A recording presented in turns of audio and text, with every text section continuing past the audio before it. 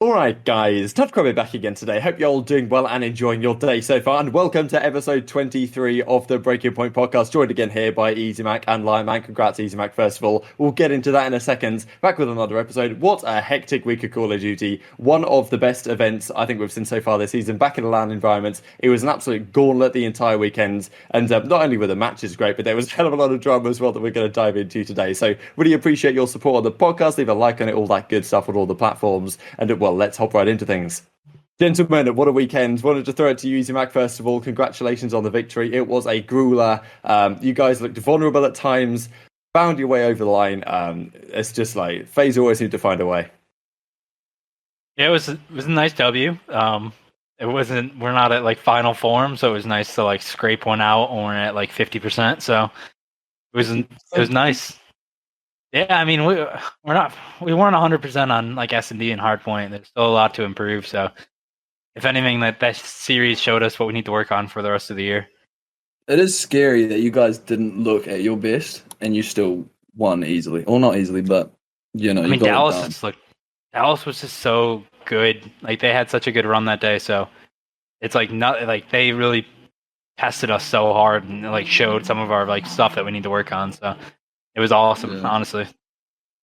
It's great to have a mindset like that, right? You just won a series, and there's a lot of teams I think that would, having won a finals, not necessarily hone in on the mistakes that they made. But I got like, obviously you guys were a different caliber of team, but I think a lot of teams would be like, okay, we won, like, you know, we messed up here, we messed up there, but whatever, let's just put it aside and go again. But another one of the reasons why you guys are a pretty solid team. Let's just that is the very simple way to put it. So let's you mentioned Dallas real quick. Before we get into the chaos of the major, I just wanted to touch briefly, Lion, on this whole Crimsix versus Huke stuff. I don't know if you really got too much chance to see this, because Huke came out with this video a couple of weeks ago saying how no one on Dallas had tried to reach out to him and the whole situation. Then Crim comes out and just says like he's been speaking to legal entities, he's been consulting all like lawyers and stuff, and comes out and says that he actually that's complete lies. Like he tried to get in contact a lot of times with Huke, and one of the times he was like driving his Porsche and almost crashed it. Like this Crimsix guy's out of control.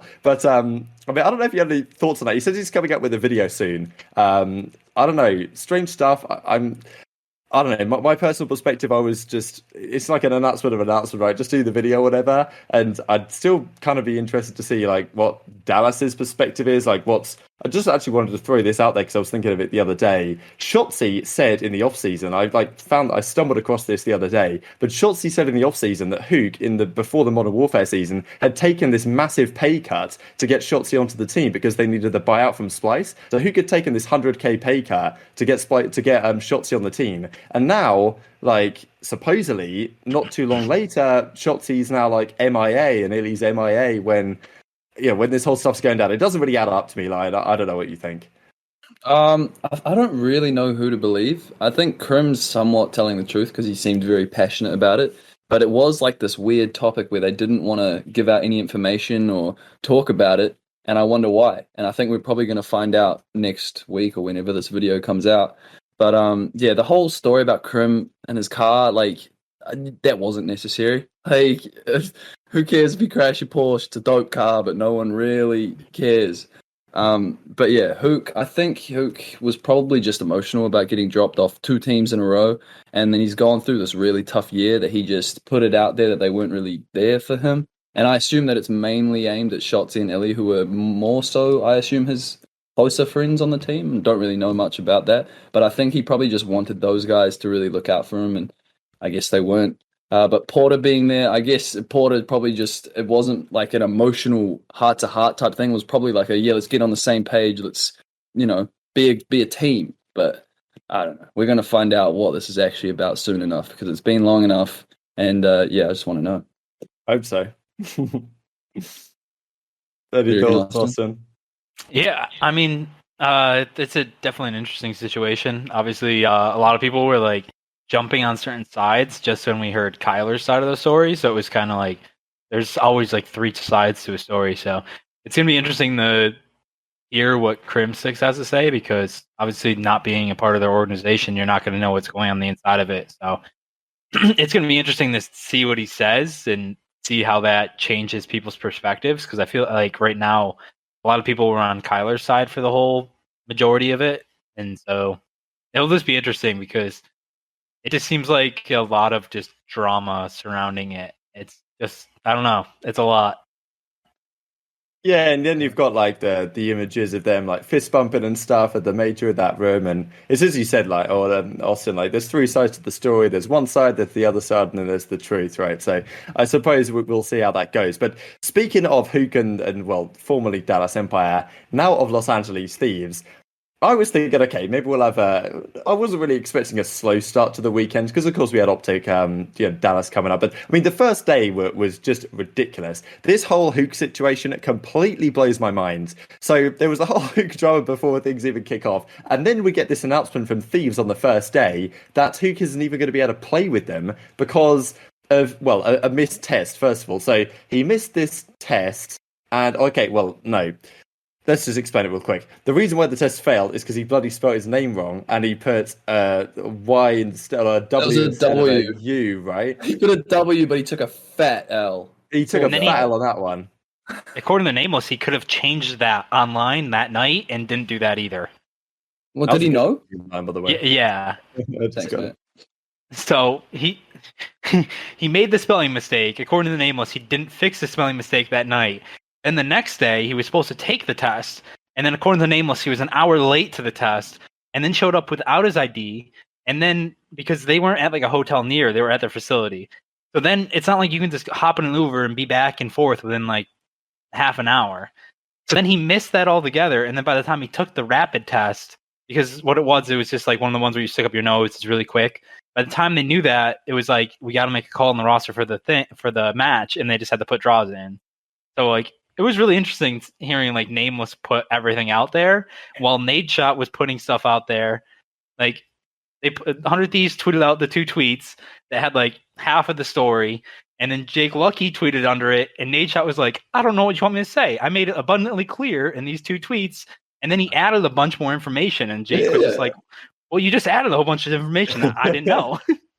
Yeah, Nate was the first one that said he spelled his name wrong. Like, he was the one that threw that out there. We didn't know that until they tweeted it. And then it was like, what's going on? I honestly couldn't believe what I was seeing here. Like, there's a lot of implications in this. Let's just say it as it is, because Huke, he was already benched off Thieves. Now, Draza was ready to go. Like, he'd obviously had the test done or whatever, just in case something came up. Like, he's a keen player. He's also a very talented player. He was in position to go. He hops in. He plays a pretty good series. It was just their search and destroy that let him down, as expected, really, in a squad that's had absolutely no practice at all. And Slasher was not a happy bunny. Let's just say that from the situation on the timeline. So, like, that's my thinking on it. Do Thieves give some repercussions here, Lion? Like, do you think they'll just bring it back in and say, all right, whatever, it's a mistake, and like this is still going to be our best team? Or do they think, all right, Huke, like, you've had some chances here. You've completely blown it at the major. Now, having said that, of course, in reality, how much of a run were they ever going to make in losers? Maybe they win a couple of games, but they're probably not going to win the thing. But still, I mean, he single-handedly really blew their chance of having a decent run of this tournament, seemingly with this mistake, which is, I mean, if I'm Thieves management, I'm like, straight up unacceptable. Do I bring him back? Do I, like, I don't know, you're paying him a lot of cash, but at the same time, this is some sort of punishment thing you go down the route of. I don't really know what you do, Lion. Well, it's kind of strange because they just need map or series wins because are they 7th seed right now? Let me have a look right now. They're 7th, yeah. They're just above Mutineers. Exactly. And so they need series wins badly. And so just even winning one would have been huge. But I don't know. I think he's still probably their best SMG player on their roster. It's just like, how well do they suit? Because they still haven't won a series with that team yet, even online. And so it's like, is this worth really pushing through, or is Draza the better fit? Or do we take out Tej, who had a really bad series against LAG, and put Huke in there and see how that goes? It's a strange, I don't know, like LA, that team, I think it probably will work better with Huke and Tej eventually, because those two players are actually quite roaming and fast players, but I don't know. I don't think you can really give Huke more of a tough time this year because he's already faced the brunt of it from two different teams. He's been dropped twice. If he gets dropped a third time, it's like, where does he go? His stock is gone, and he's probably going to have to go to Halo Infinite. But like, Who Yeah, knows? Poor kid. He's just had a tough time, and he's not helping himself at all, is he? yeah, I think you summed it up nicely.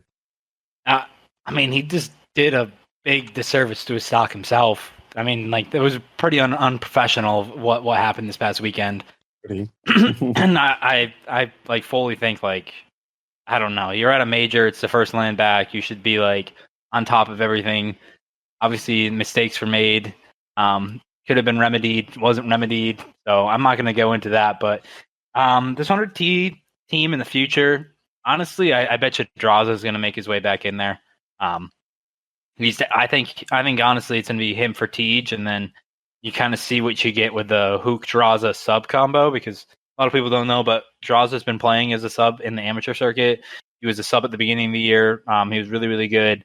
So he's one of those very flexible players. So right now, this past weekend was actually pretty major for them in terms of seeding, because you have Minnesota, who is now at 200 points, LAT at 180, and then Florida at 170.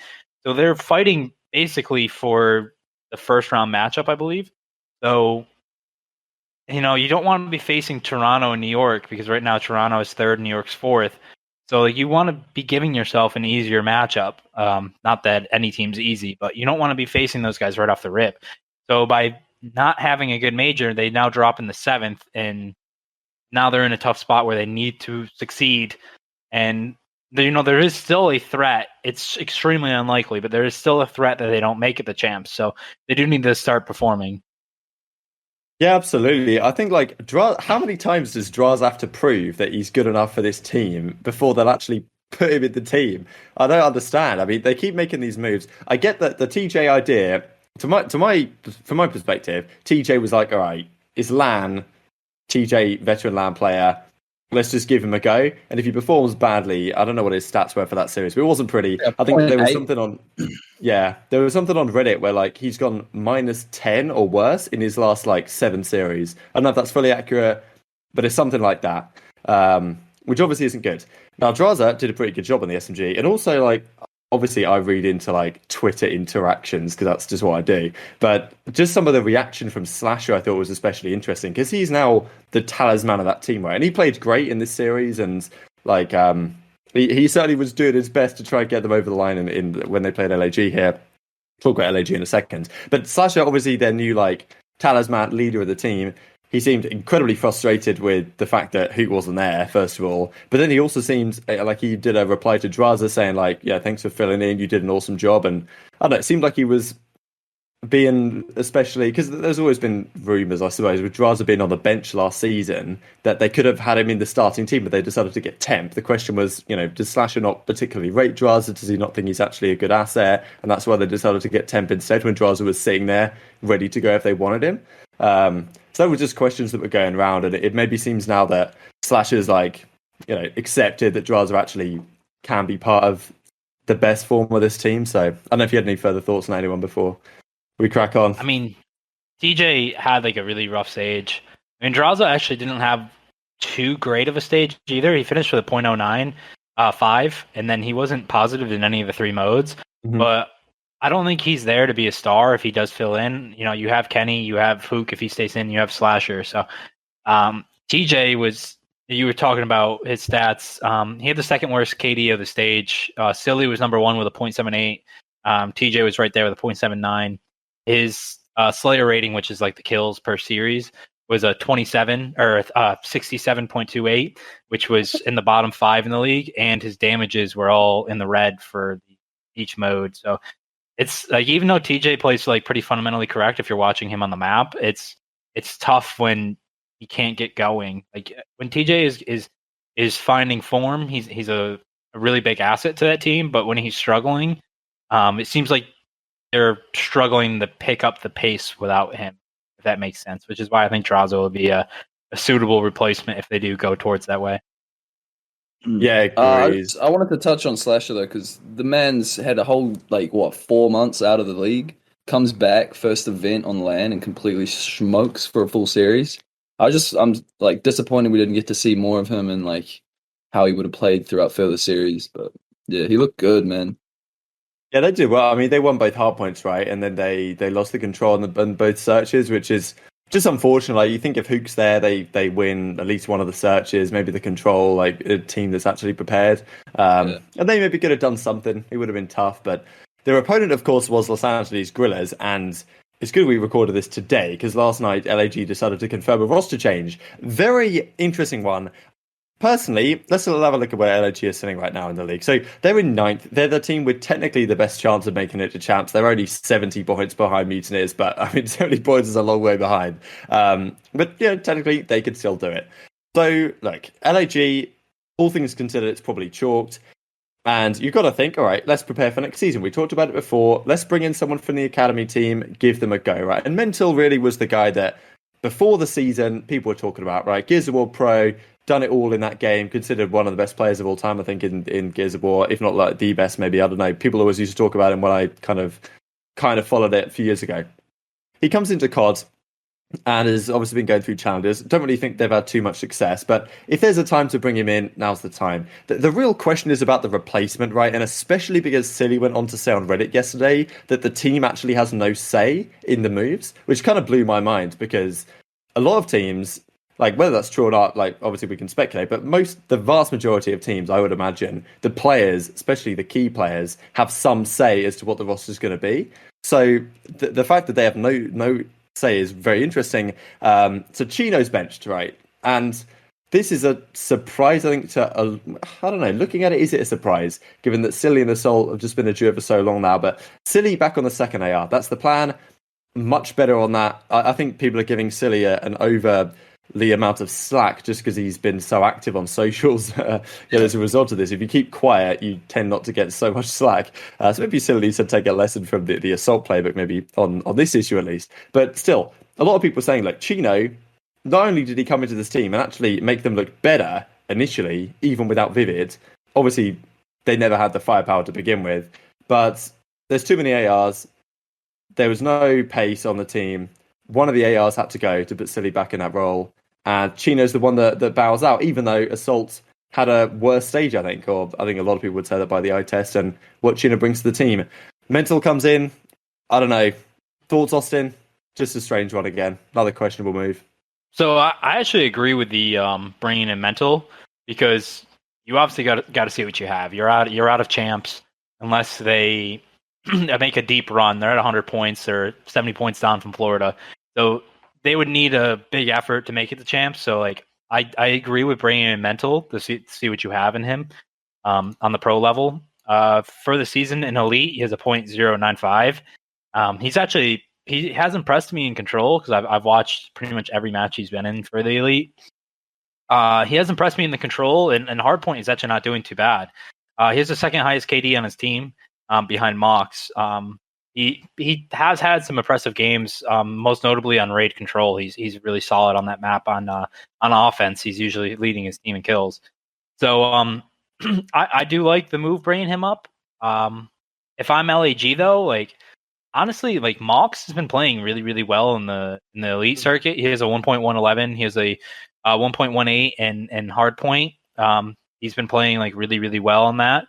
So I would have liked to see maybe Mox come in for Assault and just see what you have in Mox. Is maybe next year you can use him as the main AR, and then also bring up Mental to see what you have in him, because you know you want to put all your assets towards him in the future in the elite or in the amateur circuit next year too.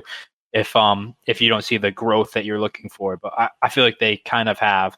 But I would have liked that 2-for-1, and then so you have an upgrade in the AR category. You have Mental, who could be an upgrade in the SMG category, because this team was clearly missing a second SMG that could slay. And then like whoever you want in the flex, whether you want to keep Chino on the flex or Silly on the flex, and that could have been your team. Apathy, Mental, whoever's on the flex, and then Mox on the main AR. But I don't like that they're kind of banking on Silly regaining form on the AR and Assault picking it up, which I think is more of a gamble. And two, you already know what you have in them. So it's kind of like, what are you playing for this stage? Are you playing for the future? Are you like, what is the goal of this stage for them? And that's where it's kind of like really murky for me. Silly had the worst stage KD he had a .78. He had a .7 in hard point. He was like absolutely abysmal in the SMG, and he keeps making it known that like he's not a main SMG player. But like, if you're not an SMG player, then the team shouldn't have you on an SMG. He should save the flex. So like, it's tough to be critical on him because obviously he's not an SMG player, but like, you still played an SMG on that stage, so that's what we have to grade you on. So it's like really tough. It's a tough situation, and I feel like LAG is just making the players be put in a bad situation on social media by not being so transparent around their motives this next stage and what they're thinking within their org. Yeah. I don't know. I don't know what you think. I agree. I think Assault has been probably their best player all year, like consistency wise. But then Chino came in, the team started to look better. I thought that he was playing great, and I just feel bad for Chin because over the last 2 years, he even posted this on Twitter, that he has come in to try and fix a problem on a team and then just being thrown away once it didn't work. And it's like, you can't really pick one player to try and pick up the slack for everyone else and then just keep losing and then get dropped again. And so everyone's kind of rallying behind Chino because this guy he's putting in work and he's actually not playing terrible at all, especially last year, both years, he's not playing terrible. He's actually doing work. But I just wanted to touch on the fact that, the players don't get to decide who's on their own team. That makes no sense because all the narrative we've heard all year is that the players always make the decision on the team. And that's why there was so much like hate towards Dallas when Huke got dropped and all this stuff. And it's like, how can the team not pick their own team? Like, who is the person who's doing it? Because everyone was like, oh, it's just LAG. But it's like, who's the guy? Who's deciding who's on their own team? And I agree with you, Austin. I think that definitely Mork should have been given a go because his second to last event in the league, he won with Florida. And then the year before that, on Gen G, he was like the second best AR in the game behind Octane. And it's like, give the guy a shot. So they're not using all their assets, and for some reason their management is screwing around their team and then just not making things happen. So strange. I got two things on that though. Like, I don't agree with that the players should be like the end all be all of like how you build your roster, because a lot of the times the players don't see the issues or they have like personal agendas that they're gonna be going at. I think it should have been like a conversation between everyone. Like you should be talking with your coaches, the players, what they think they need to improve, what different players would bring in. Like your players shouldn't be blindsided, and your players shouldn't be dictating everything on the team. You need to find a happy medium, and obviously this is not that like at all. And like two, it's like, I hate that Silly's actually getting the brunt of it because he's the only one defending. It's like they have three coaches, they have a GM, like no one's. It's just like he's just getting all the hate, and like I don't know. I feel bad for him because he's just getting blasted the last 2 days pretty much. So it's just it's such a tough situation. I think everyone's just having a go at that core three and like talking about, oh, they won champs in 2018. Why are they still together? But it's like they can be good. They just really haven't shown it this year at all. I mean, they're actually going to be good again at this level. To be fair, didn't they come top 6 the first 2 stages? No, just the first one. Just the first one? And even that was a surprise. Yeah. So they have 100 points, and 50 of them came in that first stage. So they have been like pretty bad now for 3 stages. That's kind of crazy. It's just like, from the outside looking in, it's just like, I get that the core 3 has had success at certain periods of time, but honestly, like, they didn't have it in Black Ops 4. They haven't had the biggest success in Modern Warfare once it went online. They haven't had success this year. It's like, when do you start experimenting after all the failures? And I guess that's where some of the hate is coming from. Yeah, you got to chalk it up at some point. I agree. It's got to be a team conversation. It's also got to be a team conversation about what like the long-term direction is as well. Because if I'm LAG, I'm trying to find like either one piece or like 2 pieces that I can actually build around for next year. Because like I'm wiping the majority of this team next season, no doubt, whatever I do, and trying to make some money moves for some big players that might be free agents, whoever they might happen to be. So I'm trying to find like 1 or 2 players here. Maybe it's Mental, maybe it's Morks, maybe it's a combination with Silly or something in a role that works, that you keep on, and then you bring in some other pieces and you make the team work. Like, that's my intention. I just don't think that making these small one-move changes is actually going to give you an idea of what the best idea is. But we'll see how things go. One team that is slightly above them on the rankings is the Mutineers. I wanted to touch briefly on Neptune as an individual because this weekend they didn't have the best result for them. I mean, they ended up losing to, obviously they had a tough time right starting in the losers bracket when they had such a great main stage. They lost to New York in the end in a 3-2, which with the decimate of course change that they had to make. But Neptune was fine, man. Like, this guy's got to be one of the most improved players of the season. Kind of funny in a way that a lot of, not like necessarily Neptune, but there was a lot of talk going into the LAN, right, that some of these rookies, Neptune, he's played actually quite a few LANs in Halo, but some of these players that are newer to COD, they might struggle in LAN. But if there was anyone who was actually way better on LAN, it was him. Like, he went 37-15 one map. It was just completely outrageous. So yeah, really impressed by this guy, Austin. Yeah, I mean, he honestly, he was like the most improved player of the stage for me. He finished with let me pull it up here real quick. He finished with I believe it was a 1.2 KD for the stage. He had a 1.21 in hardpoint, 1.31 in S&D, and 1.12 in control. He was, I believe, number 3 overall for KD for the entire stage, and like I felt like no one was really talking about it. Even in the hard points, he had a 1.45 at the major. He even had a map where he was 37-15 versus New York. In S&D, he went 10-3 in his first S&D, and then he went 14-6 in his last S&D versus New York.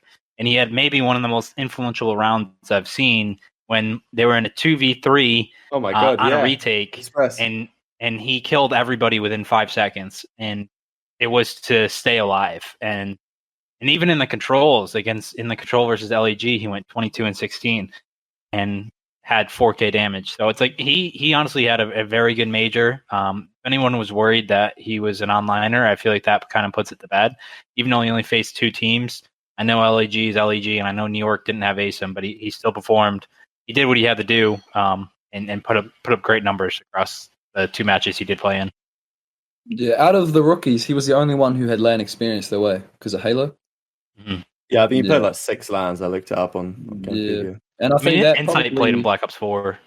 But then he's not technically not a rookie. If you put it that Awakening way. as well. I think Awakening played a Black Ops 4 champs as well. Then never mind. But he had the most LAN experience out of all the rookies. Mm-hmm. But I think he's a great player. But for all year, like online, he's kind of been like a 0.9-ish to like 1 KD, and he hadn't really showed it until this stage. And this stage, they actually looked way better, and I feel it is because of his, resurgence. And so I think I'll be able to show like his stage on my cards in the next coming days, and that might give him some gas on the timeline, hopefully. But he's been good. I don't think he's been the rookie of the season though. I think you'd have to give that to Insight right now because Insight's just been amazing. He completely flipped that team around, Toronto. So I don't know. I don't have much to add, but I think he's been great. Yeah, I agree. Go on. I think you can call him the rookie of the stage, though. I think he showed that this stage was like his, and I mean, I think a lot of it had to do with Havoc coming in and playing like a better SMG duo for him. But obviously, like Neptune's starting to learn the game and play more of that like split decision Call of Duty that you need. Like he's learning what the right play is and how to make that more quickly. And it's kind of scary because I think he's just going to keep getting better. Yeah, that's the thing, right? Because Mutineers last season, when they had their success, they had a great SMG player in Pharaoh, right? Like, they had a guy that could just do it all. In all the game modes, could take over at any moment. And that's really what they've lacked this season, right? Because they've got the ARs are there. They just needed one of their SMGs to go absolutely rogue, and then they'd be a contender. And I'm scared of what Florida can do this stage and by champs, because they're not sitting pretty in the rankings, but I don't think they're in any danger of losing that. They could be an upset team. A team that maybe won't make it to champs, and the real discussion I wanted to have on Seattle here is, firstly, Octane was completely fine. He had a 1.7 against whoever they played first. London had like a 1.6 against Paris, then had a solid series against OpTic as well. But Octane's not a happy bunny, and understandably so, because he comes out to LAN here, looks way better individually. The team looked somewhat better. Now, you can certainly argue that, like, at the end of the day, you won 2 series comfortably, but you did beat London and Paris, the worst teams in the league, apart from Seattle. So, not exactly an amazing run they had. But still, if you're Seattle, I'd be pretty frustrated, and I'm sure Octane is, that you're probably not going to go to champs, right? You played the entire season online, now you're in LAN, a different environment. Octane clearly feels much more comfortable, but you're still not going to be able to go to champs. So the question is to you, Lion, first of all, I guess I'll throw it. Should they do what they did last season and just say, yeah, all right, every team gets to go to champs, even if, you just play one game and loses, and kind of change it up like they did before? Or is that wishful thinking on Octane's part and some of the other teams that are down there at the bottom? So we've discussed this before, and it is because the league wants to aim for more of like a how can I put this? Like a actual sporting events playoffs where they get rid of teams and there's actually a reward for being in that top echelon of teams. But what I think they should have done was what they did in Black Ops 4 CWL playoffs, where they had a play-in tournament and 2 of those 4 teams come in, start and loses round 1, but at least they get the opportunity to play on LAN for champs and make it to the bracket. And so, there are changes to the format that I think, Austin, you want to make that video about the format, and that will be good. But there are changes that I think the league need to make probably for next season, where they actually give teams the opportunity to play at those events. And I think I understand where his frustration comes from, but also you guys got smoked all season, so it's not really, the league's fault. It's your fault, mate. Yeah. I mean, exactly. I'm on the same boat as you. Like, I get where the frustration comes from, because he's clearly, like, himself is like, he is clearly a better LAN player than online, but like, you kind of don't have the excuse because everyone's on, like, not an even playing field, but everyone's online. Everyone has around the same ping. It's not like you were at a supreme disadvantage compared to the rest of the teams. I know sometimes Pierce and Preston have their disadvantages, but that doesn't stop you from getting 10 points in stage 1. That doesn't stop you from getting 0 points in stage 3. Like, you gotta produce something. You can't just be abysmal and then complain at the end of the day that, I don't know. I don't think he's really complaining, but I think he's just more angry. But like, it's like, even this weekend, you beat a team in London that I would say you're favored against, right? That you should be beating. And then you beat a Paris team, which is more like a 50-50, but you should be beating. And then you lost to a better team. So, like, I think, like, that's how it should have been going all season long. And if it was doing that, then you still probably would be in the outside looking in. But it's so tough because the league wants the regular season to mean something. And they want teams to be incentivized to get better as the season goes along and make those high risk plays to make it to get better. And you can't really fault them for having 8 teams and having that big prize pool, because then it incentivizes teams to spend big and get better throughout the season. And you've seen some teams do that, and you've seen some teams that haven't. And I don't know. I feel like it's just a shitty situation where you just didn't perform for 3 out of the 4 stages, and it just I don't think you really deserve to be in that top 8 yet. Yeah, agreed. I think last season was maybe a different kettle of fish because it went online in the middle and there were so many issues, right, with all the servers being in the wrong place. Whereas this season, realistically, online is pretty okay from my perspective, especially compared to last season. Like, I don't think there's crazy upsets that we see too often. I think the majority of the time the teams are on reasonable pings. We haven't seen too many complaints from players about the pings that they have to play on and the servers they play on. Most of the time it's relatively okay. Might be a few ping difference in it, but not enough that's going to stop the best teams. I mean, FaZe are 30-4 this season. As Method says, that's a game battles record. Like, it's not like these online stuff is causing crazy upsets.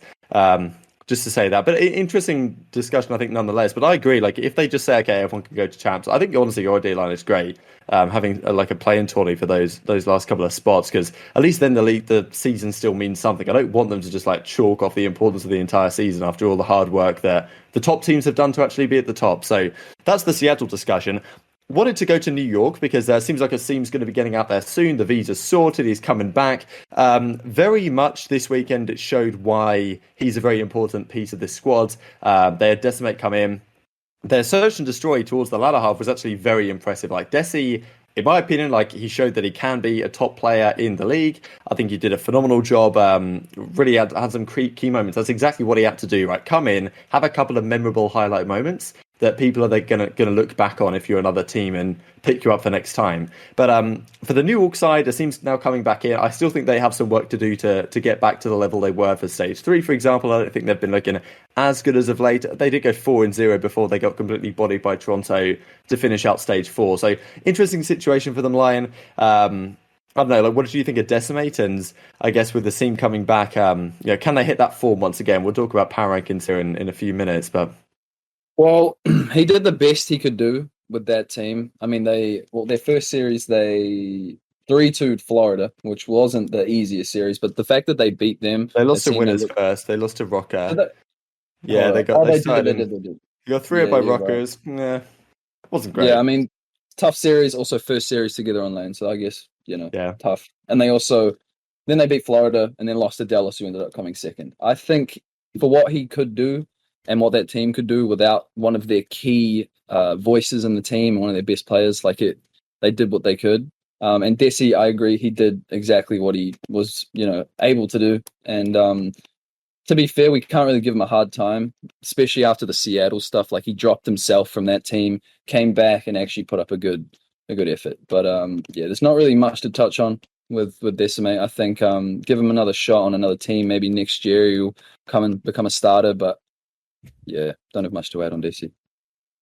Yeah, I mean, that New York team, I still think they're an A-tier team.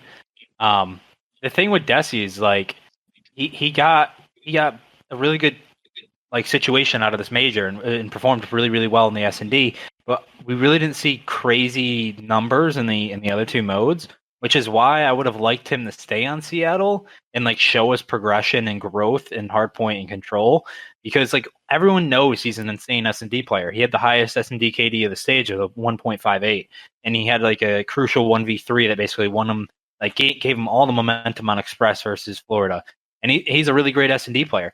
But do you want your future to be an S&D player? Do you want to be coming in for maps 2 and 5 in the future, or do you want to be a 3-game mode player? And right now, I don't know if teams are all convinced that that's what he is. He's obviously a really good hardpoint player when he's on I noticed when he's on the smaller maps, he plays particularly well.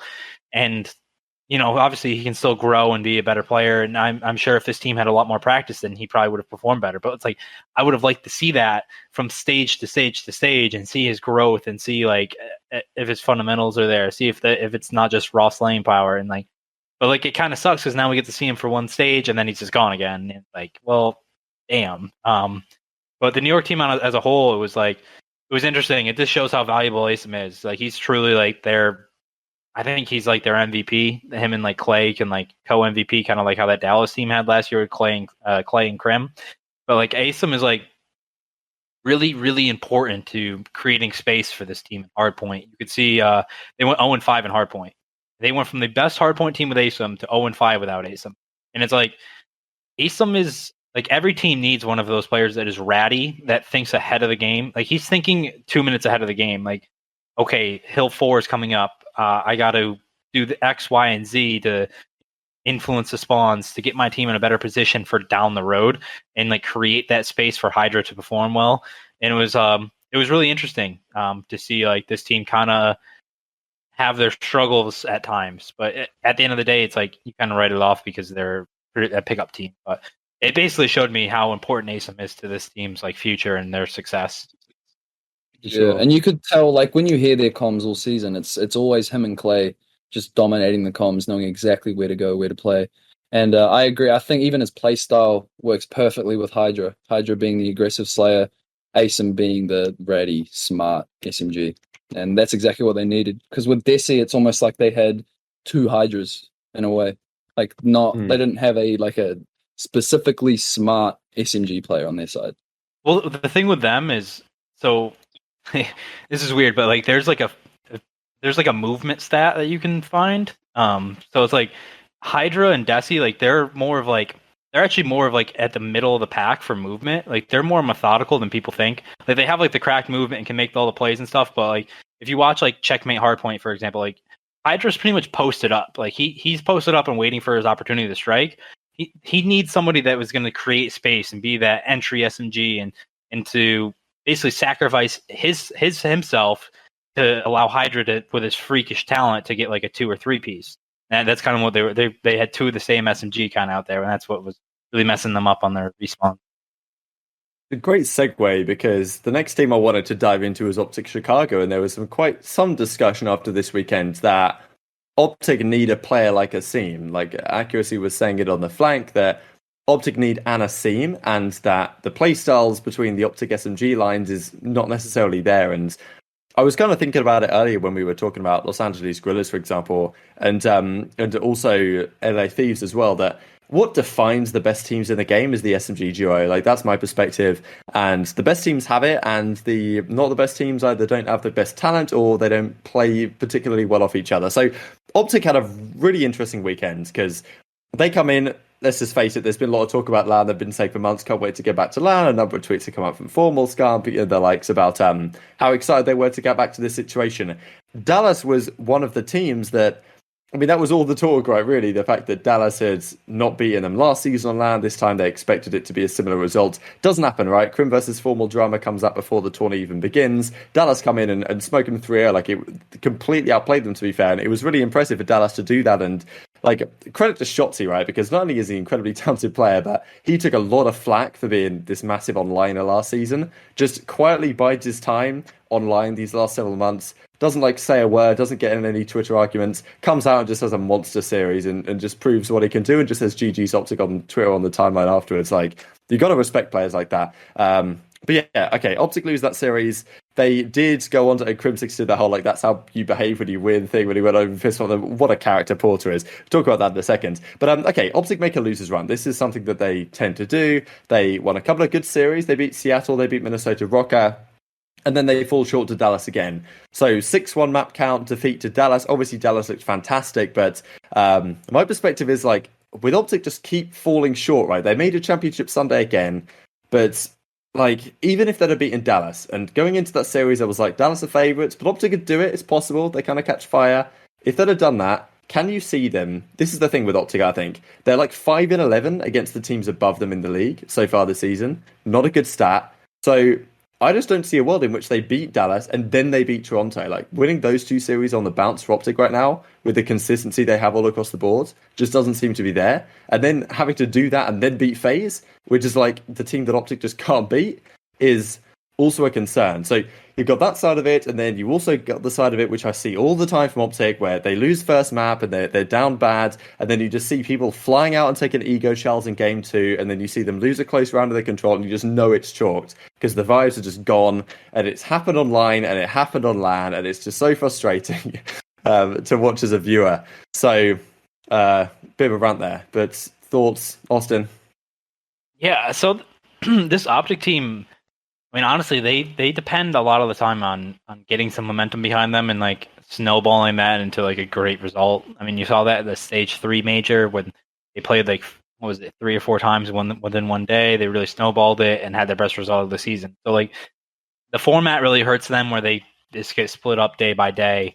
I was expecting a lot more from them. I had them actually in the grand finals with us originally. I thought they were going to be really explosive as soon as they got there, and it turned out they kind of had a lot more issues. It's like their ARs and SMGs just don't flow together, if that makes sense. It seems like Formal's like really chow heavy. He likes being that aggressive AR. Dece is really slowed down. He's more just less engagements, more just putting in that chip damage from far away. He has a nice high KD. He's doing what he has to do. Envoy is the one that's doing pretty much like all of the dirty work, like all the rotational battles, all of the like the thinking 2 hills ahead kind of deal. And Scump has been like performing like his old self, but like in those old teams, he always had Damon and Crim doing a lot of the dirty work on the side. So it was like, I feel like they need one more player that will do the dirty work with Envoy. So then the 2 players, either like whoever it is, can be the Slayers.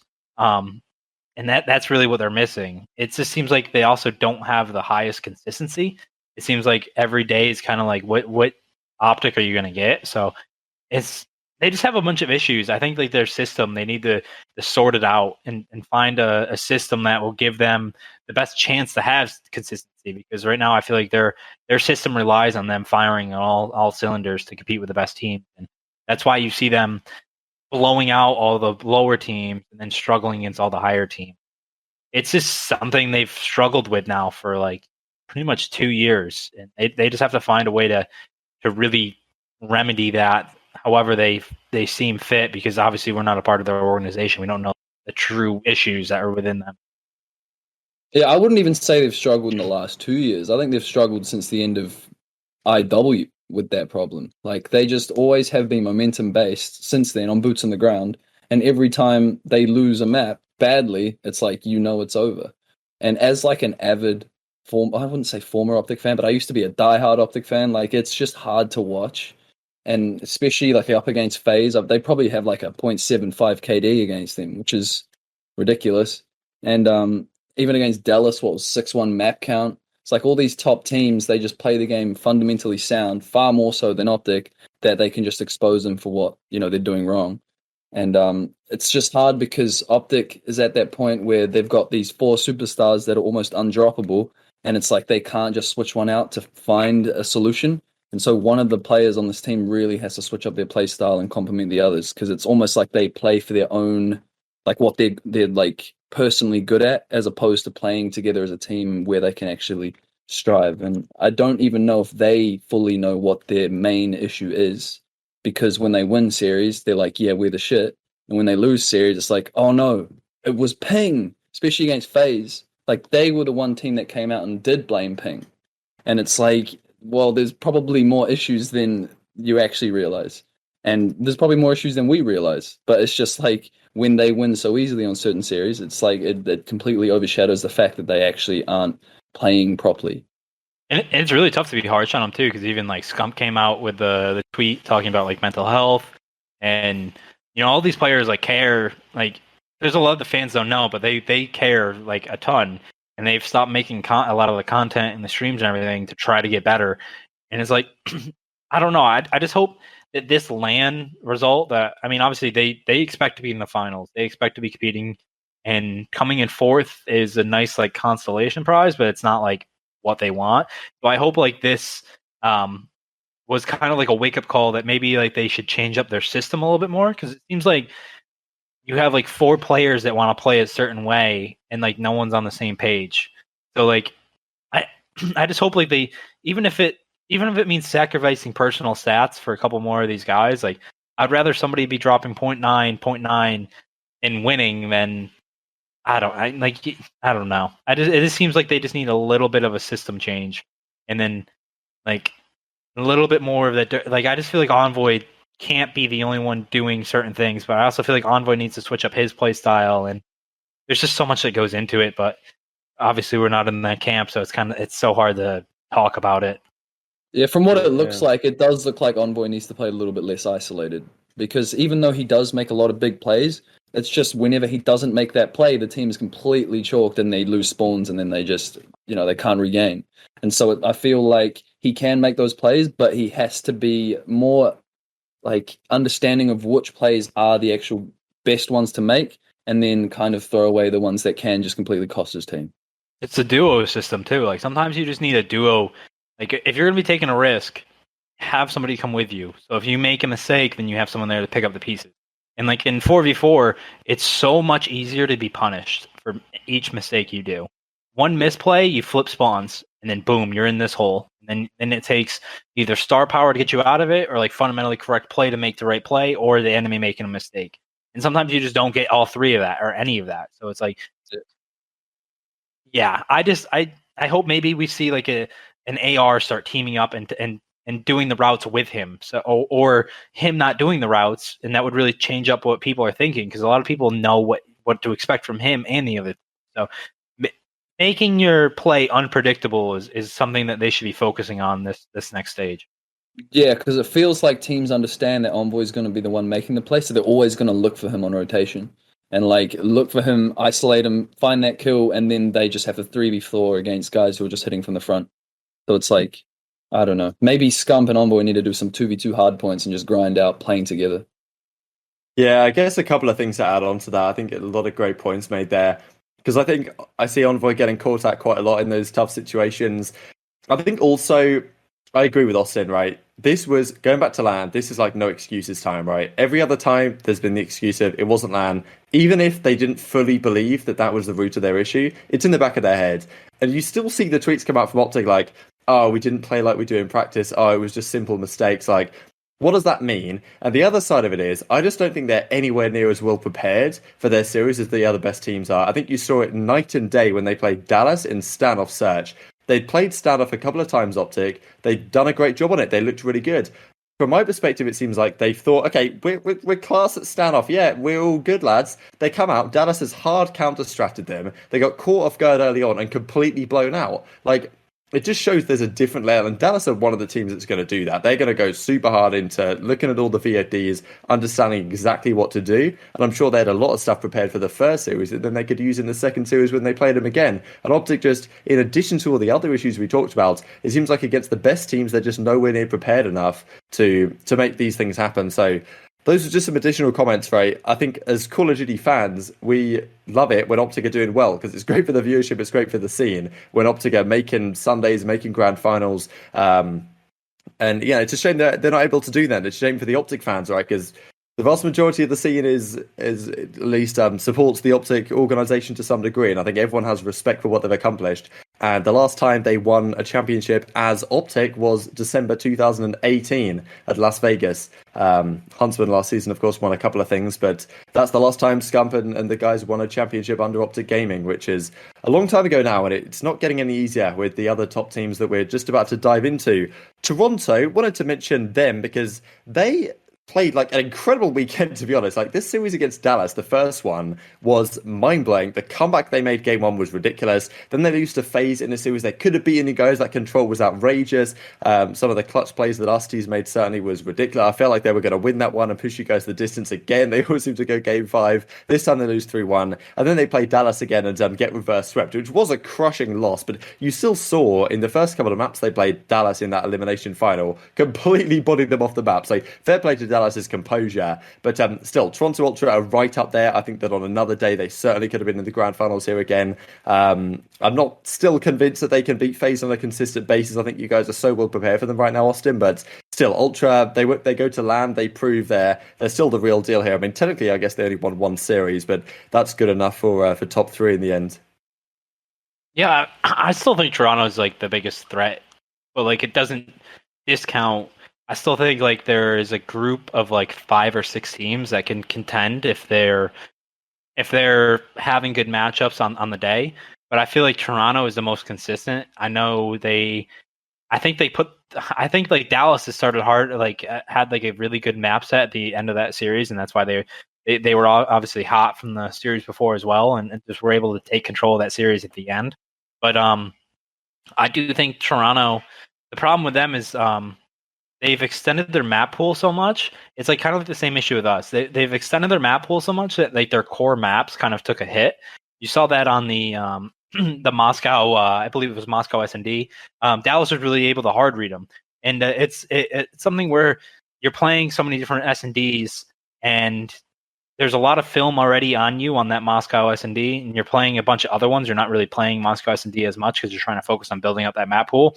That your star map pick, kind of like how we saw like Dallas was able to beat us on both of the Moscows, which were like our star map picks. It takes a little bit of a hit. So I do really feel like they're going to readjust, recalibrate, not focus on getting every map in the map pool great, but also like shoring up your core maps again and like just really getting refocused for stage 5. I still feel like they're in a great position. Yeah, they're easily. Oh well, Dallas is obviously the biggest threat currently, and then like Toronto, I think's just there as well. But on LAN, those two teams are so evenly matched. It's crazy. Like the fact that they had those two series back to back. But I also feel like it's pretty tough because they played Dallas, Atlanta, and then Dallas. Like they literally played the two best teams. Like, and that's it. They didn't get the chance to really show how good they are against lesser competition on LAN. And I think that just proves that they are still like right ahead of the rest of the field. Yeah, everyone played good. I don't really have much to add on Toronto. I think they just look just as good on LAN as they did online. Caliber of COD they play. Like watching some of these series between these top teams, it is beautiful to watch because even a couple of years ago, the best teams were still making a lot of mistakes on the map. Like nowadays, the high level COD you see, like if you miss a bullet, you're just dead. If you make a single mistake, you're losing spawns. Like it's crazy how punishing these top teams are. And like I don't know, that is one of the reasons that teams like OpTic in that kind of tough spot and New York are in a similar spot without Decimate that just kind of get blown out at times when they play up against teams that are this good. And Dallas, you've got to give huge credit to these guys because Crim has always been a player. He's talked recently on a couple of tweets that when there's no pressure on, like he struggles to turn up and find that gear. He was great this weekend, like really put on a fantastic performance. And Dallas are a team that wins so many series getting outslayed. So you look at Crim and whatever KD he had, like probably around a 1 or something, like maybe not spectacular, but still did so much for their team. Genuinely making the right plays a lot of the time. I mean, it's tough to not give a shout out to every single player because not only is Shotzi just absolutely spectacular, Vivid clearly much improved. His first couple of series for Dallas were woeful. Now he's proving that like not only can he be as valuable as Huke, but he maybe even playstyle why his partner's better with Shotzi, and that's immediately a very scary SMG duo. And then you've got Illy, who I think was maybe like the dark horse underrated. I mean, we talked about it, right, going into this weekend. The fact that Illy and Crim are the two pieces that need to come to play because you need one of your ARs to consistently be doing something good. And Illy here was really good this weekend. He had a number of maps that were very impressive. If Illy's got a 1 KD, Dallas are probably winning the map. That's just how they play as a team. And he did that a lot. So I was really impressed. And like the metal that they showed as well to come back after like losing game 5 round 11 to Ultra in that fashion, to go down 2-0 to them again, to reverse sweep them, to then like obviously they beat OpTic a couple of times as well. That took some guts in itself. And then to go and play 18 maps on Sunday, go all the way down to the wire against FaZe and almost beat them was just incredible. So it's great to see Dallas back in this form, looking to defend the throne. I'm very impressed how quickly they seem to have turned a notch here, but it's not like this is a fluke. They played a lot of maps this weekend and they looked really good across pretty much all of it. So I was really impressed. It's great to have another team that looks like a championship contender. And yes, as you say, Austin, maybe you guys weren't on perfect form, but still, I mean, just what a weekend for the Dallas guys, Austin. Yeah, one thing I really do love about the Dallas team is they have really good fundamentals in like their macro game, like the big picture of each map is very strong before they come into the. So, as I said before, with 4v4 is really punishing. So you make one mistake, and the other team can really capitalize on it. Well, if you have 4 players that are still not taking shortcuts, taking the long routes, fundamentally like playing as a core unit, and still just dying a lot, you're okay. Like it's like think of it as P2 on checkmate, right? If you have spawns and you are still playing fundamentally correct and you are pushed up, the other team can kill you. They'll squad wipe 3 times and they're just getting to the hill. So you could die 3-4 times as a player, and and your team still controls the hill, and like you're still have spawns, you're still pushing up and putting map pressure on. So like I would rather a team be all negative and be scraping by because they clearly have talent, but they're scraping by on the fundamentals, than have players that have like a 1.3 because they're getting 3 waves of kills just to get to the point, and they're not getting the points, and they're not playing for the win per se. So like that's what I really love about Dallas is like, so in their Toronto series, Crim was the only one positive with a 1.01. In the grand finals, Shotzi was the only one positive with a 1.08. Everyone else was negative. And in the hard points, everyone was negative besides Crim. And it just shows that like they're a level of understanding for like the macro game. So like for Hill 2, this is what we want to set up. These are the positions we want to be in. These are the routes we need to take. This is what we need to block. This is what we need to put pressure on. Is really impressive. It's just so impressive with the system that they have put up and the level of detail that they go into it. So even though they might not have as high a firepower as, you know, like New York, Toronto, our team, Chicago, they have the fundamentals that negate that to an extent and give them chances to win games. Yeah, I think clearly they had the most impressive run this tournament. The fact that they took down OpTic twice, they reverse swept Toronto, and then they almost beat you guys in the final, 2 rounds away, is crazy. Crim really, like, the fact that he played so consistently was such a key for them as well. And then to touch on Vivid, it seemed like when he first came into this team, he was trying to play that similar play style he played on LAG, where he was just damage dealer, and all it did was kind of just expose that he wasn't playing with the team, and his KD was like 0.7 or something. It was horrible. And then he came in this weekend and really started to play his role correctly. And it looked like, they finally found their footing as a team. And the fact that they went so far is amazing.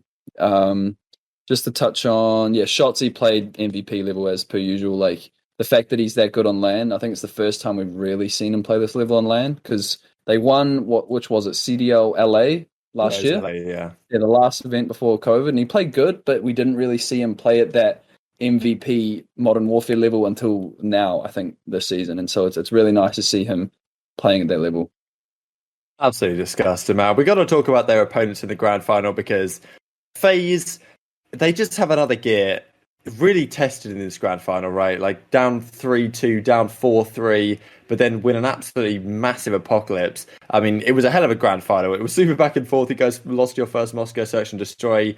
Felt like Dallas City goes on the ropes at one point, but still find a way over the line in the game 9. I did want to touch on something we mentioned briefly before, but it's the whole advantage situation is still being raised, and the question is, from my perspective, like, obviously FaZe came into this grand finals without a map advantage, whatever the V2 advantage you want to talk about is, which probably doesn't exist to much degree, especially because Dallas still get a ban a hardpoint. But then, when we got down to the real stretches of it, I felt bad for Dallas in the way that they go up 4-3. They've played like 16 maps on the day, back to back to back to back already. And now, like, they go it again for 2 more maps to finish out the tournament. And it felt like, I don't know if they necessarily ran out of steam, but it kind of felt like that. So it was like early on, FaZe had the disadvantage or whatever of Dallas being hot off their losers bracket reverse sweep. But then over time, the advantage kind of flipped FaZe's way as the series was going a long time, which maybe isn't a problem, but it's still something I think to discuss when you've got FaZe playing 5 maps on the Sunday and winning the thing, and Dallas are playing 18 maps. And, it seems like something might be wrong there, in my opinion. I'll throw it to you, Austin, first, because congratulations on the victory once again. It was another great show. And I mean, all the players played phenomenal. I think you mentioned some stat about everyone on the team being positive, only team that did that in the stage, which is, I mean, just do it again. Like, there's not too many words to say on FaZe at this point. It's the same old story. Pretty sure it's 4 straight stages. All 4 players have been positive, which is like crazy. But yeah, I don't know about you guys, but like I watch a lot of other esports. I think Call of Duty, to its core, is a lot of matches per day. But I think honestly, we're at like the time now where like I am okay with all of the bracket matches being like crammed in, kind of like how we had on Friday and Saturday. But I kind of almost think the grand final should be on its own on that Sunday now. If you're going to do a best of 9, why not have a pre-show where you talk about all the storylines going in, you can show gameplay, you can actually break down film, and do, this huge pre-show and kind of celebrate the major together. So each team's on equal footing. Each team can prepare for it fully. So you have the best Call of Duty coming forward. No team has the hot advantage because, it's pretty BS, honestly, that Dallas, that team coming from losers. I mean, obviously, they still have to win those matches, but they get the advantage going into the grand finals if they do that. And honestly, I have so much respect for what Dallas did that entire day, because they played like 8 hours of Call of Duty, which is, I'm just as angry for them that they had to do that than I am that we don't get an advantage coming from winners bracket. Like, I don't think it's okay that a team should play 8 hours of Call of Duty on a championship Sunday day while the other team doesn't, if that makes sense. Like, the other team's just sitting there because we don't have warm-up scrims. Like, there's nothing. It's just you come in pretty much cold.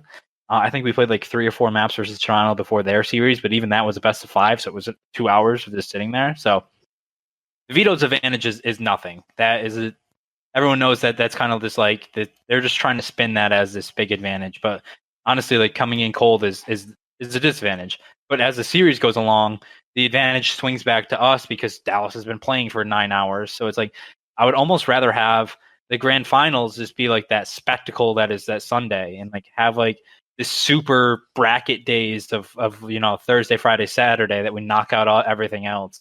So like we stay true to our core with like the tons of matches per day, but then can celebrate that Sunday with like what it should be.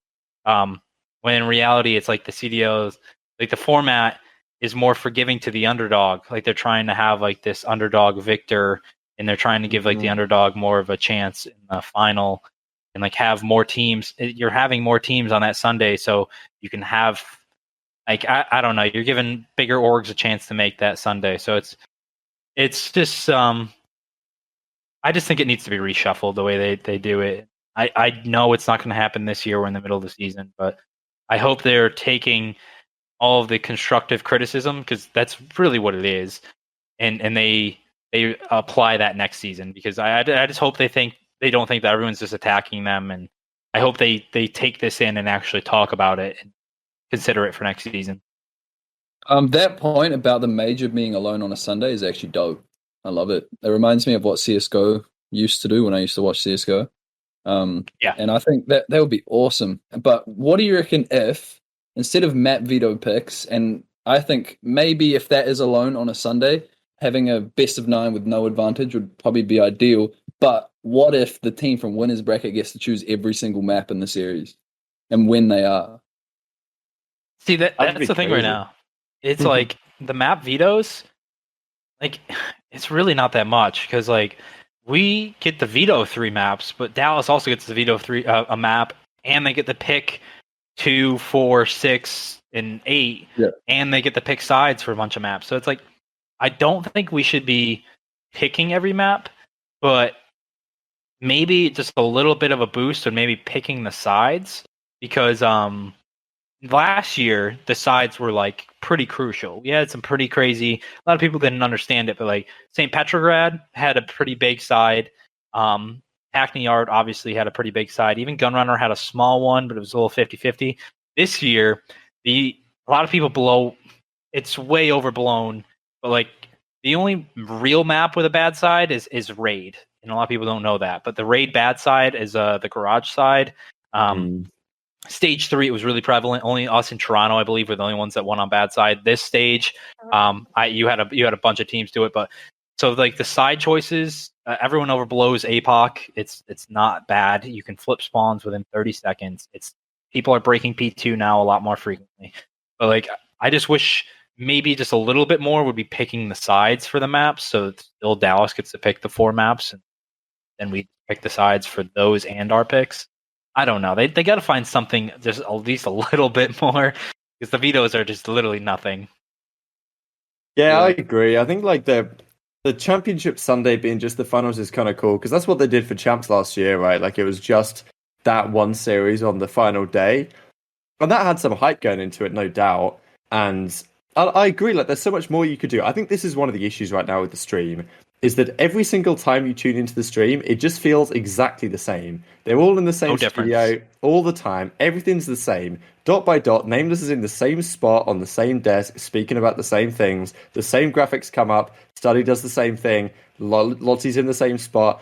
Like, it's all identical every single time. And you tune into the major and you don't feel like you're actually tuning into a major. Especially on LAN. Same thing. You just felt like it was just a normal stage match, which is fine to have the stage matches done like this, but then the major, now that's something different, right? We're bringing up graphics. Obviously they do bring up graphics, but back in the day they used to have like the teleprompter thing, right? They'd be looking at strats in detail.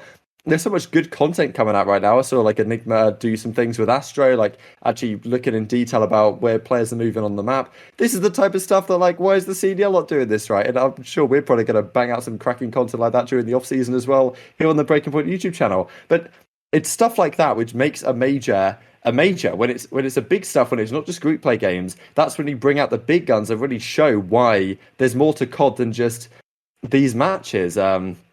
So I think for a lot of people, it gets somewhat boring, repetitive, whatever. And there's definitely some ways, I think, to switch that up. And yes, I get that the staff are still working from home right now and the cast are still in that environment. understandable. But I don't know. There's just more. There's just more we could do. I'm sure we will get there. It's better than last season, I guess. To add on to that too, like just like little things like changing the music, changing some of the ads, just make it seem like we're not in the same exact form as like the last 4 months of Call of Duty has been. And like, why? Like, you have all these hype matches. Like, why? Like, look at the past vetoes. Look at the map pools per stage. Like, Nameless and Study, I will give it to them. They're actually Nameless on his YouTube channel actually makes some pretty good content, like breaking down film. They can obviously do it. Break down some film, even if it's like some bougie. They're just drawing with a mouse and keyboard. Just is not even making it look good. I just want to hear the next level. I want them to like bring up the map vetoes that the team has done the last 5 matches, so they can look at the macro map pool and kind of break down. They didn't even they talk about Dallas's P2 breaks, which are phenomenal, but like I want them to break it down. Why is it working? Who is the key player? How can the team stop that? Like, I want people to get excited about the advanced level of Call of Duty and like the macro level. I don't want to be the WWE where it's just drama. It's just like, oh yes, next match, let's go, let's see who's hot today. Like, no, I kind of want like a little bit of like what the UFC does, where they're kind of like they break down the styles. It's still hype, it's still fucking crazy, but like break down just at least a little bit of the gameplay, because I know these guys, they're like Chance, Miles, Maven, like literally everyone, Lando, they're all really smart and they can do it. It's just like I feel like the CDL isn't giving them the opportunity to show their smarts, and that's like what we should be doing at the majors, is like celebrating Call of Duty and like the advanced level of it, and showing fans that like this isn't just like you're loading into a pub in like there's levels to this shit, as people say in UFC all the time. Like, there are levels. Like, show off these levels, show the skill gap, show the macro level of the game. We just don't do that, and it kills me inside. Yeah, and like for myself, as like more of a casual fan than you, Austin, like you obviously dig deep into all the statistics. You watch heaps of COD, especially like more COD than when the major's on or like when the stage is on. You fucking all the time. For someone like me who isn't doing that, all I see is that drama, is KD, is Envoy runs behind and does routes, and it's like no. We need to actually see what is happening on the map, and I feel like that is what we missed from like back in like 2018, like World War II. Even though that wasn't the best COD to watch, I think that was the best year for production and like what they actually did and what they showed about the players and the different teams. And yeah, it's just disappointing that this year, you are completely right, it is just all about hype and like all about the matchups as opposed to actually what's going on the map. And you can't be hype for 5 straight months, because there's just no breaks in between. And like, as a casual viewer, what's the difference between a group stage match and how you lay into a match? Because they explained that at the beginning of the year, but now we have been doing this for 4 straight months. And what is there? There's a break like for 10 days in between each stage, and then you're back at it. Same music, same ad breaks, same keys to victory graphics, same. We're swooping into the map. There it go. Like, there's just got to be ways to spice it up for the majors, and there's got to be ways to slowly introduce fans into like the macro level of the game, which is like what like League of Legends and CS and Valorant do so well. And it feels like we don't tap into that like at all. It's all surface level. Hang on. Event ones don't really matter. This year, you guys have won 3 stages, but it's like it feels like business as usual. It doesn't feel like, FaZe have won 3 events. That's amazing. It feels like, FaZe are ahead. And like, there's so many like little things that excite me. Like I can make literally a 50-minute video on that Moscow hardpoint that Dallas beat us, on like the mistakes we made, the current map meta, the metas that, because like the casual fan doesn't know this, but the map meta for Moscow hardpoint has changed so much over the last like 4 months, and people don't even know that because there's no breaking that down. Like, the map meta right now is so reliant on making P4 a money hill and your breaks for the money hill and breaks on like P2, and like people don't know that. There's no build up into the macro game of each map and like what to look for. And just I don't know. I feel like it puts a lot of pressure on the casters to teach while they're casting. And then it's like they're not allowing their talent to show their smarts and break down the game for the viewers. It just feels like everyone's real hamstrung on what like the next level of the viewership, like the broadcast should be. Yeah, it does feel like it's getting agreed. dumber and dumber.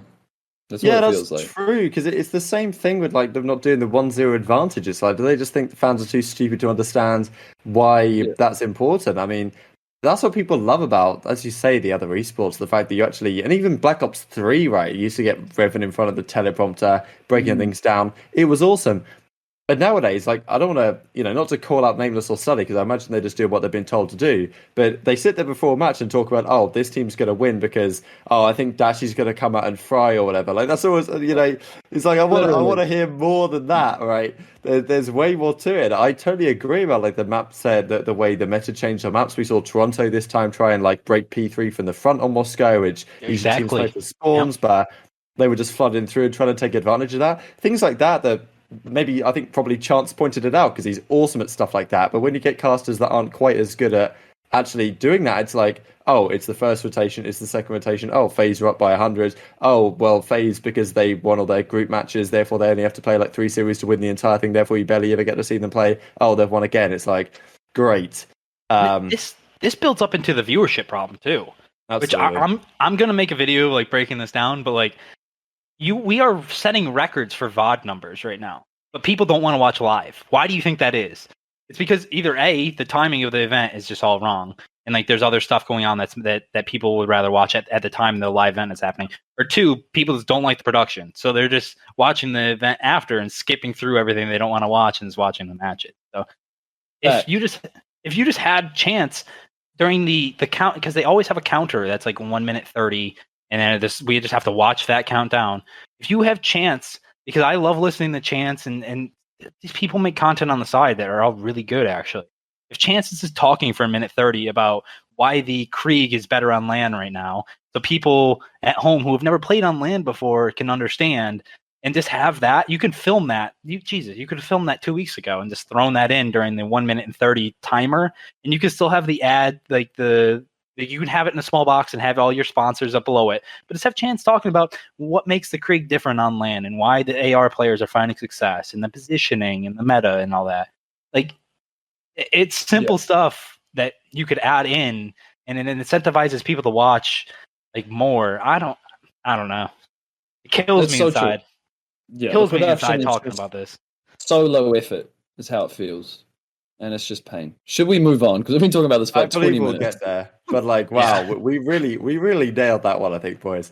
2 more things to discuss. This is going to be the longest episode by far, and I absolutely love to see it. So, wanted to discuss standings real quick, just because FaZe have 465 points out of a 500 points you could have got this season, which is ridiculous. But it's the second place that's really interesting, because Empire, Ultra, and Subliners are all fighting for it. There's 10 points between them. OpTic are probably going to be 5th. I mean, they'd be struggle to, maybe they can overtake someone, but they're probably not going to drop down below that.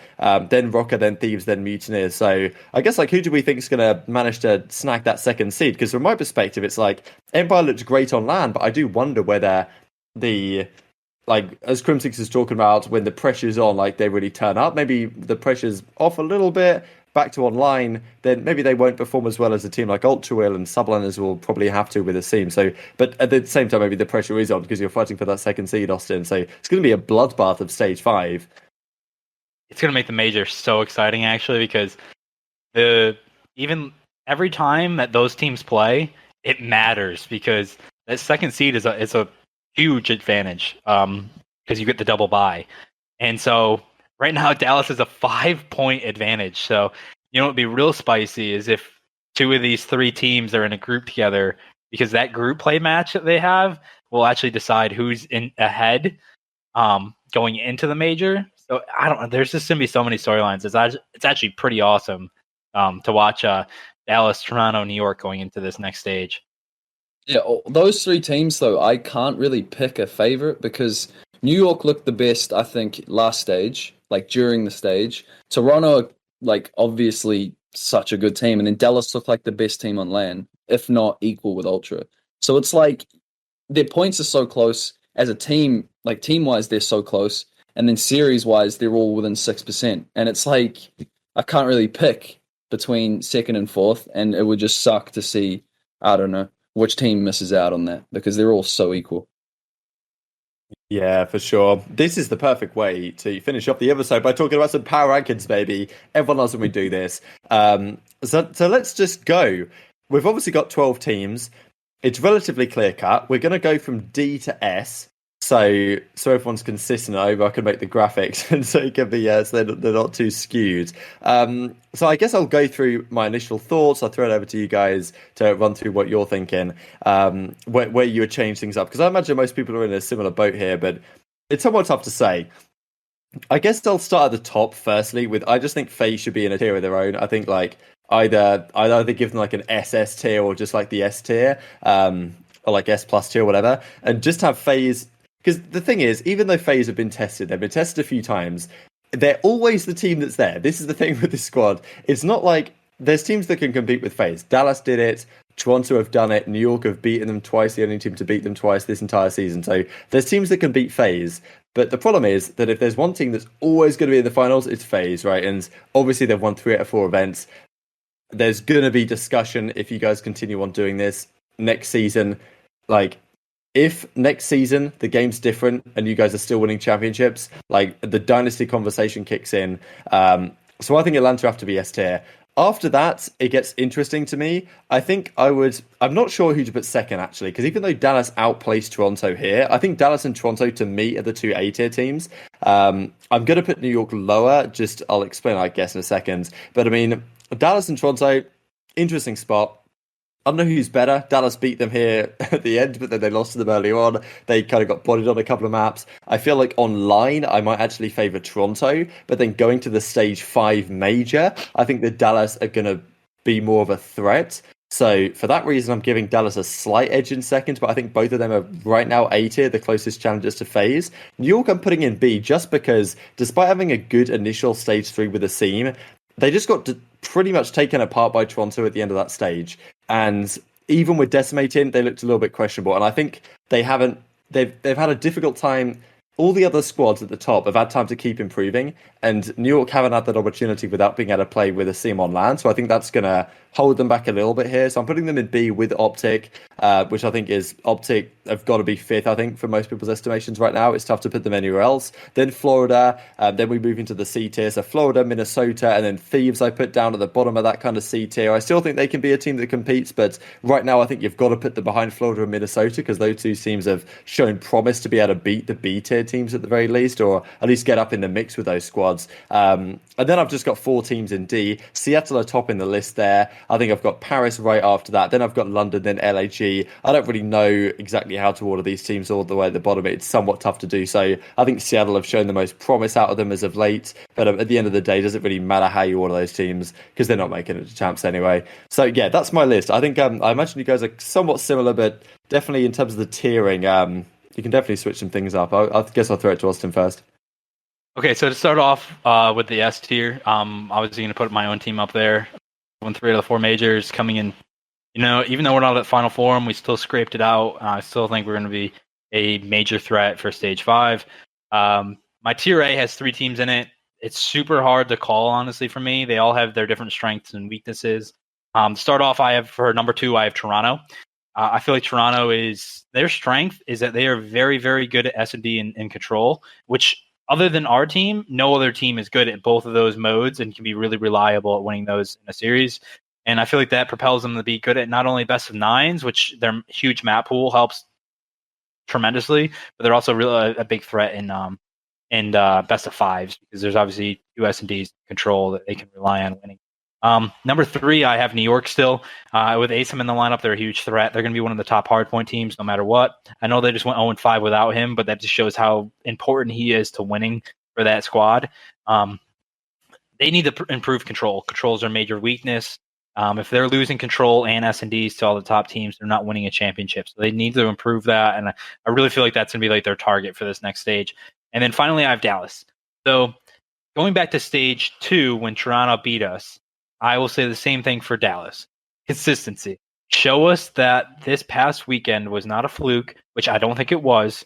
I love the way this team plays, as I talked about their fundamentals earlier. But show us the consistency to do this week in and week out.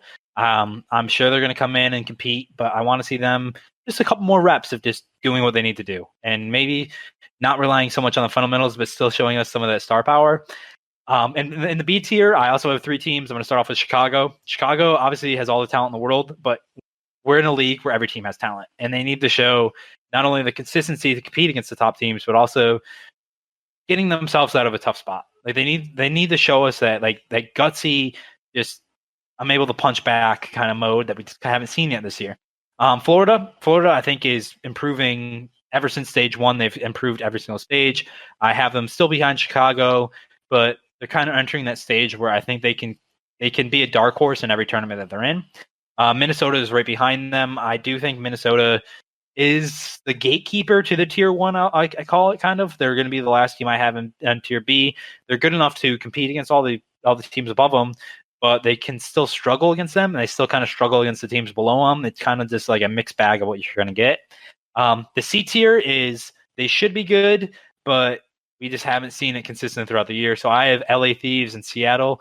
Seattle obviously had pretty really good performances on LAN, but then lost to a team that's better than them, which is fine at the end of the day. But where's that consistency? Is it going to be? Are you just going to die off now for the rest of the stage now that it's back online, and then show up again on LAN? Or are you going to build off of that performance? And then LA Thieves, they have a ton of star power, but again, everyone has star power in this league. Are your fundamentals going to be correct? Are you going to be able to thrive and build and then be that threat for the entire stage? And then finally, I have D tier, which is Paris, London, and Lag. They pretty much all have some strength. Like Paris is pretty good at hard point. They're a threat in that. London, they have the aggression to match anybody. So if people are giving them the free kills, they're gonna be able to turn that free kill into 2 and 3 and build off of that. And then LAG is they're a threat at S&D. So they each have their strengths, but they just have too many weaknesses to consistently compete against the teams that are above them. Yeah, my list is pretty much the same. In S tier, I've got a Paris Legion. I've got Atlanta in S tier. A tier, I think it's a little bit different. I think right now I'd put Dallas at number 1 because out of those 3 teams of Toronto, New York, and Dallas in that A tier, I think Dallas has the biggest room to improve because they are a fresher team than these other 2 teams. And Vivid's only getting better. All these players are finally finding their confidence. And I think pushing FaZe to a round 10, game 9 is such a big confidence booster. And I think mainly for Crim as well, because he played so well, all super consistent, all major.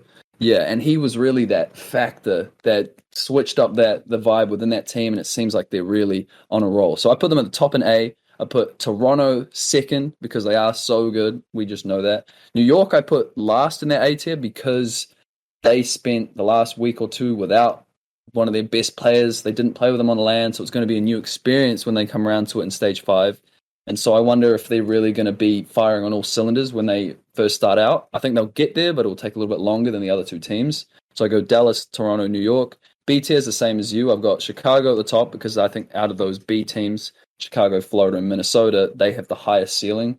So right now, but Florida are scary because they can just come out and be one of the best teams in the game. Minnesota, I think, last in that B tier. Same with C, LAT, and Seattle. Seattle show that on LAN they're a completely different team. Not entirely different, but they show that they can be a lot better on LAN. And Thieves, we haven't really seen the potential of that core 4 that they tried to put together. They've obviously lost every series with that team, but who knows? They could come out and actually be really solid. And then D, the trash tier, are just bad. So there you go.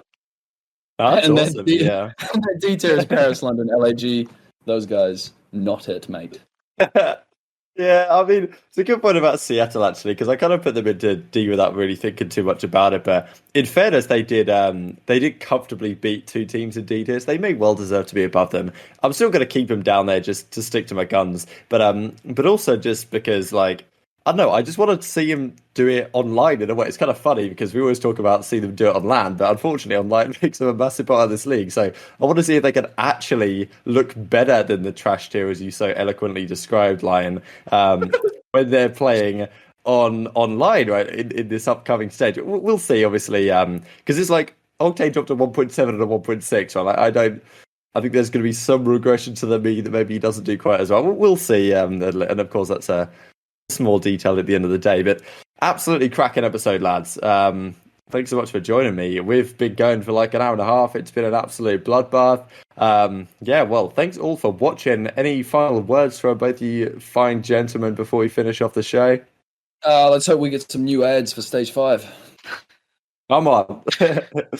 I'll put a quick comment on that because I think the CDL tweeted out that because there was no ads, right? Or there was some ads, but they weren't the usual ads because they did the countdown instead, and it was because they're like transitioning to some new ad technology. So maybe it gets even worse. Maybe it gets even better. I don't know. All dragons. Yeah, that would be. Oh my god. That's what the email was that I got from them.